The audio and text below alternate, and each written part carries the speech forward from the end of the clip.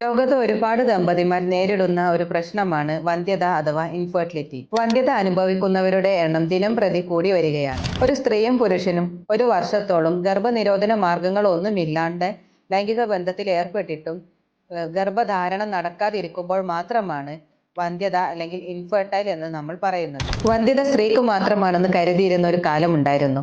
എന്നാൽ പുരുഷന്മാരും ഇപ്പോൾ ഇതിന്റെ ചികിത്സക്കായിട്ട് വരുന്നുണ്ട്. സ്ത്രീകളിൽ ഹോർമോൺ തകരാറുകൾ, അണ്ഡാശയ രോഗങ്ങൾ, PCOD, എൻഡോമെട്രിയോസിസ്, അണ്ഡവാഹിനി കുഴലുകളിലെ തകരാറുകൾ ഇതുമൂലമാണ് പ്രധാനമായും ഇൻഫെർട്ടിലിറ്റി അഥവാ വന്ധ്യത ഉണ്ടാകാറ്. എന്നാൽ പുരുഷന്മാരിൽ ബീജാണുക്കളിലുള്ള പ്രശ്നങ്ങൾ, വെരിക്കോസിൽ, തൈറോയിഡ്, ഹോർമോൺ പ്രശ്നങ്ങൾ, പ്രമേഹം, ബീജത്തിലെ പഴുപ്പ്, ജീവിതശൈലി അതായത് പുകവലി, മദ്യപാനം തുടങ്ങിയ ശീലങ്ങൾ ഉള്ളവരിലും വന്ധ്യത കണ്ടുവരുന്നുണ്ട്. ആയുർവേദത്തിൽ കൃത്യമായ അനാലിസിസിനു ശേഷം സ്ത്രീദോഷങ്ങളായ വാതപിത്ത കഫങ്ങളെ അടിസ്ഥാനപ്പെടുത്തി ഉള്ളിലേക്കുള്ള മരുന്നുകളും അതോടൊപ്പം പഞ്ചകർമ്മങ്ങളും കൂടി ഉൾപ്പെടുത്തി ചികിത്സിച്ചെടുക്കാവുന്നതാണ്.